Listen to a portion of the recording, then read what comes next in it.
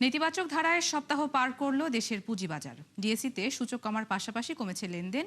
সপ্তাহের 4 দিনে মোট লেনদেন হয় ৫,৫০০ কোটি টাকা, যেখানে গড় লেনদেনের সাথে বেড়েছে বাজার মূলধন। এ সময় দাম বৃদ্ধির শীর্ষে থাকা 10 কোম্পানির 8টিই ছিল জেড ক্যাটাগরির।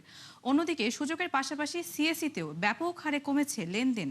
আরও জানাচ্ছেন নাদিয়া ইসলাম তুলি। এক সপ্তাহ পর আবারও নেতিবাচক ধারায় দেশের পুঁজিবাজার। সপ্তাহ ব্যবধানে ঢাকা ও চট্টগ্রাম স্টক এক্সচেঞ্জে সূচকের পাশাপাশি উল্লেখযোগ্য হারে কমেছে লেনদেন। তথ্য বলছে, গেল এক সপ্তাহে 34 পয়েন্ট কমে ঢাকা স্টক এক্সচেঞ্জের প্রধান সূচক নেমেছে 5,860 পয়েন্টে। আর 4 দিনে মোট লেনদেন হয় 4,727 কোটি টাকার। তবে বেড়েছে গড় লেনদেন। সপ্তাহ ব্যবধানে 122 কোটি টাকা বেড়ে যা ছিল 1,181 কোটি। অন্যদিকে 2,780 কোটি টাকা বেড়ে ডিএসইর বাজার মূলধন দাঁড়ায় 7,07,914 কোটি টাকায়। হাতবদল হওয়া শেয়ার ও মিউচুয়াল ফান্ডের মধ্যে দাম বেড়েছে 188টির, বিপরীতে কমেছে 179টির এবং অপরিবর্তিত ছিল 22টির দর।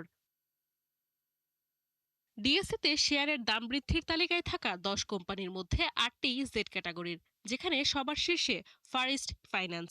অন্যদিকে দরপতনের শীর্ষে ছিল জেড ক্যাটাগরির এসালম কোল্ড রোল্ড স্টিল।